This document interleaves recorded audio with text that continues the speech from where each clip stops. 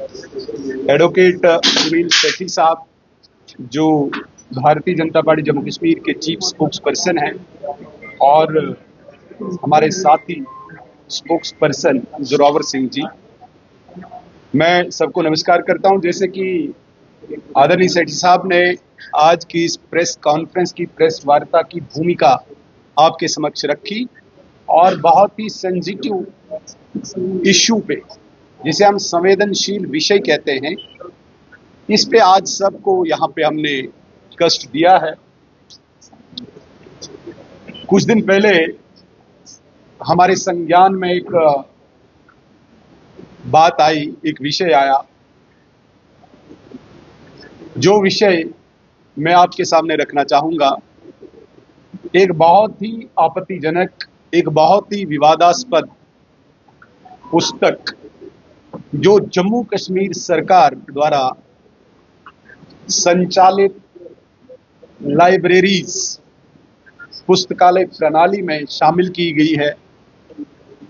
जिस पुस्तक का शीर्षक, जिस पुस्तक का title personalities and legends of J&K और जिसका प्रकाशक पैराडाइज पब्लिशर के नाम से रखा गया है। जिस पुस्तक के अंदर कोई शिक्षा की सामग्री नहीं है, इस पुस्तक के अंदर कोई ऐतिहासिक विवरण नहीं है, बल्कि एक सुनियोजित ढंग से अलगाववादी तंत्र द्वारा आयोजित, एक जिहादी मानसिकता द्वारा आयोजित एक ऐसा जहर भरा गया है जिसमें दोषियों को, हत्यारों को, आतंकवादियों को, अलगाववादियों को, पत्थरबाजों को महिमा मंडित किया गया है, गौरवगान किया गया है, जिसमें पत्थरबाजी और देश के विरुद्ध युद्ध छेड़ने वालों को वैध ठहराया गया है। इसका भारतीय जनता पार्टी जम्मू कश्मीर सिर्फ खंडन और निंदा नहीं करती है, भारतीय जनता पार्टी इसको एक क्राइम के रूप में देखती है, जिसका गुनहगार जम्मू कश्मीर की सरकार, जम्मू कश्मीर का शिक्षा विभाग और विशेष रूप से शिक्षा मंत्री है।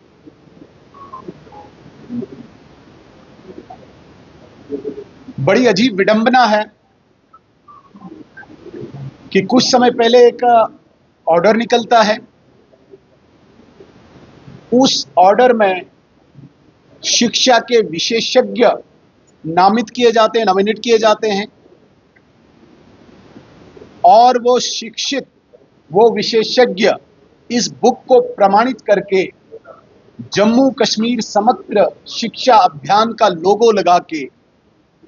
जम्मू कश्मीर के स्कूल्स की लाइब्रेरीज में वितरित करते हैं पढ़ने के लिए। जिन स्कूल्स को हम देश या राष्ट्र का आधार मानते हैं, उन स्कूलों में ऐसी सामग्री प्रदान करके युवा मनु में, युवा मस्तिष्कों में जहर भरने के काम किया गया है, देश के विरुद्ध नफरत फैलाने का काम किया गया है, देश की सेना के विरुद्ध घृणा का वातावरण बनाने की कोशिश की गई है। और मैंने जो शब्द हत्यारे, दोषी, आतंकवादी, अलगाववादी शब्द प्रयोग किया है, ऐसे लोग जिनको सर्वोच्च न्यायालय ने हत्या के जुर्म में फांसी की सजा दी हो, ऐसा मकबूल बट आतंकवादी इस पुस्तक में शहीद का दर्जा पाता है। जो 2008 के मुंबई हमलों का मास्टरमाइंड, जिसको संयुक्त राष्ट्र ने अंतर्राष्ट्रीय आतंकवादी घोषित किया, ऐसे सईद हाफिज को प्रशंसा की गई है जो 2010 के जम्मू के और कश्मीर के दोनों संभागों में देश के विरुद्ध नफरत फैलाने का एक मास्टरमाइंड था मसरत आलम भट्ट, उसका गौरवगान हुआ है। सईद अली शाह गिलानी, शबीर शाह, मीरवाइस उमर, ऐसे लोगों का गौरवगान करके युवा मनु में इन लोगों को प्रेरणा स्रोत बना के देश के विरुद्ध एक युद्ध छेड़ने का काम पुस्तक के जरिए किया है। इसलिए हम इसको पुस्तक को एक ऐतिहासिक विवरण के नजरिए से न देखें, ये एक शैक्षणिक विध्वंस जिसे हम एकेडमिक सबवर्जन कहते हैं, और मुझे कहने में बिल्कुल कोई परहेज नहीं होगा, ये एकेडमिक जहाद छेड़ा गया है जम्मू कश्मीर में भारत के विरुद्ध। नैरेटिव का उस डिस्कोर्स का एक भाग है जो पिछले 36 सालों से जम्मू कश्मीर में अनेक पृष्ठभूमि से काम कर रहा है। कभी यहां से एक्सोडस हुआ, कभी यहां पे सिलेक्टिव किलिंग हुई, कभी यहां पे देश के विरुद्ध, देश के संविधान, देश के संप्रभुता, एकता, अखंडता के विरुद्ध सड़कों पे नौजवानों को लाया गया।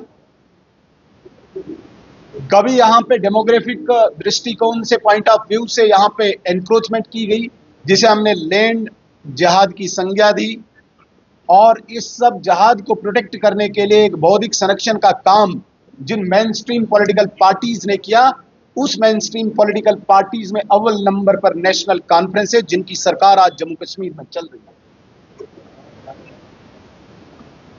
और इस एकेडमिक जहाद के द्वारा दोबारा से नौजवानों में, बच्चों में इस प्रकार का जहर बनकर दोबारा से अलगाववाद या आतंकवाद के इस रास्ते पे लाके जम्मू कश्मीर में इस प्रकार की पार्टियां पुनः जम्मू कश्मीर को रक्त रंजित करके अपनी राजनीति को बढ़ाना चाहते हैं। भारतीय जनता पार्टी आज इस मंच से, इस प्रेस वार्ता के माध्यम से ये मांग करती है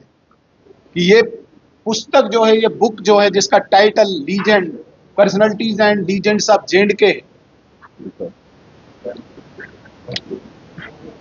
ये पुस्तक मैं आपके सामने रखना भी चाहूंगा।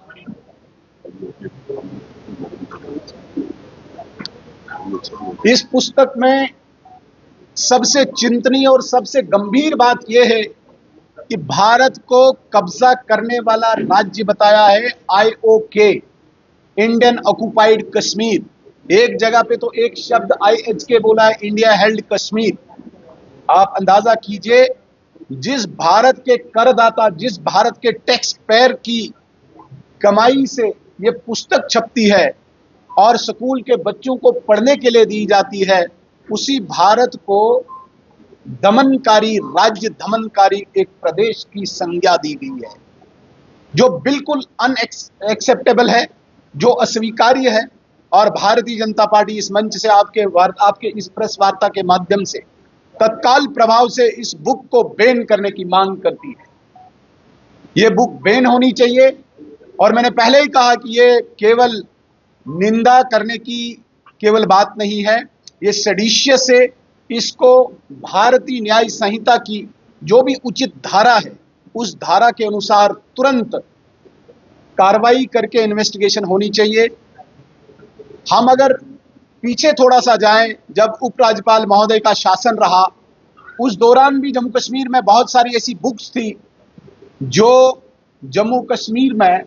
भारत की संप्रभुता, संविधान, अखंडता और एकता के विरुद्ध विषय रखती थी। ऐसे बुक्स को भारतीय जनता पार्टी जम्मू कश्मीर ने इंगित करके, नामित करके, संवैधानिक संस्थाओं के साथ इनको उठाकर ऐसे 25 बुक्स को ऑलरेडी जम्मू कश्मीर में बैन किया गया है। इनको भी हम आपके सामने डिस्प्ले करना चाहेंगे। ये भारतीय जनता पार्टी जम्मू कश्मीर ने ऑलरेडी ऐसी 25 बुक्स को बैन करवाया है। इसलिए सेम इसी पैटर्न पर हम इस बुक को, personalities and legends of Jammu Kashmir की जो बुक्स आज पुस्तकालयों में वितरित की गई हैं, तत्काल प्रभाव से बैन होनी चाहिए। इसके लेखक, इसके प्रकाशक और विशेष रूप से हम शिक्षा विभाग जो सरकार का एक प्रोमिनेंट, एक मेन, जो एक जिसे कहेंगे प्रमुख विभाग होता है, इस विभाग की सर्वोच्च पद पर बैठी मिनिस्टर को जांच के लिए हम आग्रह करते हैं, जांच एजेंसियों को। हम आज जम्मू कश्मीर की सरकार को और जम्मू कश्मीर की सरकार के मुखिया के सामने भी प्रश्न चिन्ह खड़ा करते हैं कि इस प्रकार की पुस्तकों को पुस्तकालय में या स्कूल्स में वितरित करते वो किस तरफ जम्मू कश्मीर के नौजवानों को लेना चाहते हैं। जहां जम्मू कश्मीर के नौजवान आज पढ़ लिख के हाथ में टैबलेट्स लेके भारत के लिए कुछ करना चाहते हैं, वहां पे जम्मू कश्मीर की सरकार और सरकार का मुखिया, शिक्षा विभाग और शिक्षा मंत्री इस प्रकार की, जिसे कहेंगे हम, कि देश विरोधी पुस्तकें वितरित करके जम्मू कश्मीर में पुनः अलगाववादी और पाक प्रायोजित आतंकवाद के डिस्कोर्स को पुनः पुनर्स्थापित करना चाहती है, जिसका हम खंडन करते हैं। जांच की हम मांग करते हैं, और जांच केवल छोटे लेवल पे नहीं, ये सरकार के बड़े उच्चस्थ पदों पर बैठे हुए लोग, जिसमें मंत्री, चीफ मिनिस्टर तक ये जांच होनी चाहिए, क्योंकि ये छोटा कोई इश्यू नहीं है, ये बहुत बड़ा है, जिसमें देश को ललकारा गया है। देश में दोबारा से एक